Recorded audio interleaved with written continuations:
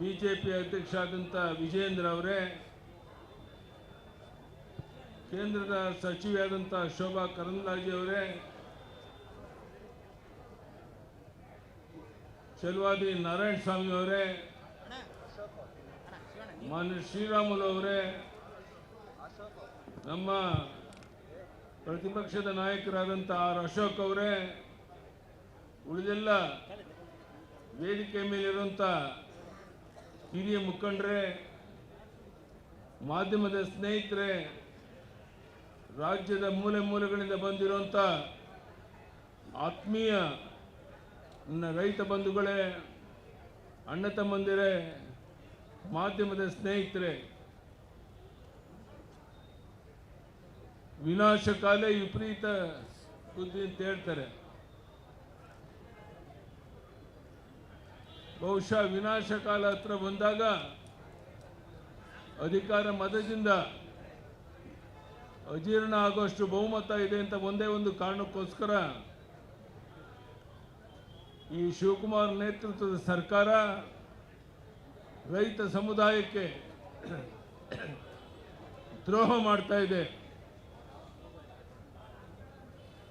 ಹಣದ ಬಲದಿಂದ, ತೋಳು ಬಲದಿಂದ, ಅಧಿಕಾರ ಬಲದಿಂದ ಜಾತಿಯ ವಿಷಬೀಜವನ್ನು ಬಿತ್ತಿ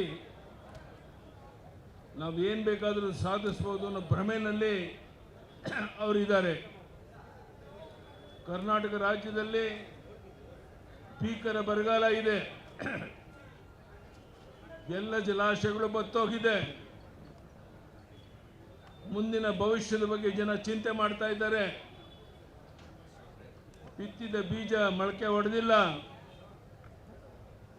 ಕಣ್ಣೀರಲ್ಲಿ ಕೈ ತೊಳಿತಾ ಇರುವಂತ ಈ ಸಂದರ್ಭದಲ್ಲಿ ಈ ರಾಜ್ಯದ ಮುಖ್ಯಮಂತ್ರಿ ಇತರ ಜನ ಎಲ್ಲರೂ ಸೇರಿ ಡೆಲ್ಲಿಗೆ ಹೋಗಿ ಮಂತ್ರಿಮಂಡಲದ ವಿಸ್ತರಣೆ ಬಗ್ಗೆ ಚಿಂತನೆ ನಡೆಸಿದ್ದಾರೆ ಹೊರತು ಯಾವನಾದರೂ ಒಬ್ಬ ಈ ರಾಜ್ಯದ ಜನರ ಸಂಕಷ್ಟವನ್ನು ಕೇಳೋದಕ್ಕೋಸ್ಕರ ಯಾವುದಾದ್ರೂ ಜಿಲ್ಲೆಗೆ ಹೋಗಿ ಜನರನ್ನ ಒಟ್ಟಿಗೆ ಸೇರಿಸಿ ಅವರ ಕಷ್ಟ ಸುಖವನ್ನು ವಿಚಾರಿಸುವಂತ ಪ್ರಾಮಾಣಿಕ ಪ್ರಯತ್ನ ಮಾಡಿಲ್ಲ.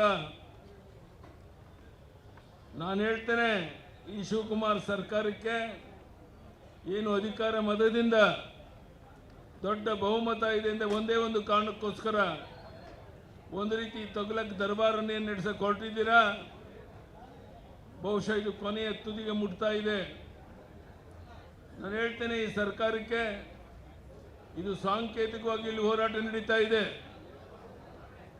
ನೀವು ಯಾವ ಜಿಲ್ಲೆಗೆ ಹೇಳಿದ್ರು ಸಹ ನಾನು ಬಂದು ಒಂದು ಅರ್ಧ ದಿವಸ ಇದ್ದು ಜನರ ಸಂಕಷ್ಟಕ್ಕೆ ಸ್ಪಂದಿಸಕ್ಕೆ ಸಿದ್ಧ ಇದ್ದೇನೆ. ನಾವೆಲ್ಲ ಒಟ್ಟಾಗಿ ಸೇರಿ ಈ ಭ್ರಷ್ಟ ಸರ್ಕಾರವನ್ನು ಕಿತ್ತೊಗಿಬೇಕಾಗಿದೆ. ಇಲ್ಲದಿದ್ರೆ ನಾಡಿನ ಜನತೆಗೆ ಭವಿಷ್ಯ ಇಲ್ಲ. ಇಂಥ ವಿಚಿತ್ರವಾದ ಪರಿಸ್ಥಿತಿ ಇರುವಂಥ ಈ ಸಂದರ್ಭದಲ್ಲಿ ಇವತ್ತು ಒಂದು ಐತಿಹಾಸಿಕ ಒಂದು ಕಾರ್ಯಕ್ರಮ ಇಲ್ಲಿ ನಡೀತಾ ಇದೆ. ಬಹುಶಃ ನಿಮ್ಮ ತಗುಲಕ್ ದರ್ಬಾರಕ್ಕೆ ಕೊನೆ ಹಾಡೋದಕ್ಕೋಸ್ಕರ ಇಲ್ಲಿ ನಾವು ಸೇರಿದ್ದೇವೆ. ನಾನು ಕೇಳ್ತೇನೆ ಈ ರಾಜ್ಯದ ಮುಖ್ಯಮಂತ್ರಿಗೆ, ನೀವು ಟೌನ್ಶಿಪ್ ಮಾಡೋದಾದ್ರೆ ಬಿಡದೇನೆ ಬೇಕಾ? ಎಲ್ಲರೂ ಸಹ ವಿರೋಧ ಮಾಡ್ತಾ ಇದ್ದಾರೆ. ಕೆಲವರು ಒಪ್ಪಿಗೆ ಕೊಟ್ಟಿದ್ದಾರೆ, ನಾನು ಅಲ್ಲೇ ಮಾಡೋದು ಅಂತೇಳಿ ಏನು ದರ್ಪವನ್ನು ತೋರಿಸ್ತಾ ಇದ್ದೀರಾ? ಅಧಿಕಾರ ಮದದಿಂದ ನೀವೇನು ಮಾಡಿದ್ರು ನಡೆಯುತ್ತೆ ಅನ್ನುವಂಥ ಭಾವನೆಯಿಂದ ನೀವು ತೊಡಗಿದ್ದೀರಾ. ಇದನ್ನ ಕೊನೆ ಮಾಡೋದಕ್ಕೆ ಈ ಸಭೆಯಲ್ಲಿ ಪ್ರಾರಂಭ ಆಗಿದೆ. ನಾನು ಹೇಳ್ತೇನೆ, ಶಿವಕುಮಾರ್ ಅವರಿಗೆ ನಿಜಕ್ಕೂ ನಿಮ್ಮ ರಾಜ್ಯದ ಜನರಿಗೆ ಕಳಕಳಿ ಇದ್ರೆ ಈ ಬಿಡದಿನಲ್ಲಿ ಟೌನ್ಶಿಪ್ ಮಾಡುವಂತಕ್ಕೇನು ಹೊರಟಿದ್ದೀರಾ ಅದನ್ನು ಕೈ ಬಿಟ್ಟು ಬೇರೆ ಕಡೆ ನೂರಾರು ಎಕರೆ ಜಮೀನಿದೆ, ಸರ್ಕಾರಿ ಜಮೀನೇ ದೊಡ್ಡ ಪ್ರಮಾಣದಲ್ಲಿದೆ. ಇಲ್ಲಿ ಯಾಕೆ ಮಾಡಿಕೊಟ್ಟಿದ್ದೀರಾ? ರಿಯಲ್ ಎಸ್ಟೇಟ್ ಮಾಡಿ ನೂರಾರು ಕೋಟಿ ಲೂಟಿ ಮಾಡೋಕ್ಕೋಸ್ಕರ ಇಲ್ಲಿ ಬಂದಿದ್ದೀರಾ ಅನ್ನುವಂಥದ್ದು ಜಗಜ್ಜಾಹೀರಾಗಿರುವಂಥ ಸಂಗತಿ. ಇಂಥ ಒಂದು ಸಂದರ್ಭದಲ್ಲಿ ನಾನು ಈ ಸರ್ಕಾರಕ್ಕೆ ಎಚ್ಚರಿಕೆಯನ್ನು ಕೊಡ್ತಾ ಇದ್ದೇನೆ. ನೀವು ಬಹುಮತ ಇದೆ ಅಂತ ಒಂದೇ ಒಂದು ಕಾರಣಕ್ಕೋಸ್ಕರ ಏನು ಬೇಕಾದರೂ ನಡೆಯುತ್ತೆ ಅನ್ನುವಂಥ ಭ್ರಮೆನಲ್ಲಿ ನೀವೇನಿದ್ದೀರಾ, ಇದಕ್ಕೆ ಕೊನೆ ಮಾಡೋದಕ್ಕೆ ಭಾರತೀಯ ಜನತಾ ಪಾರ್ಟಿ ಸಿದ್ಧ ಇದೆ. ಈ ಭಾರತೀಯ ಜನತಾ ಪಾರ್ಟಿ,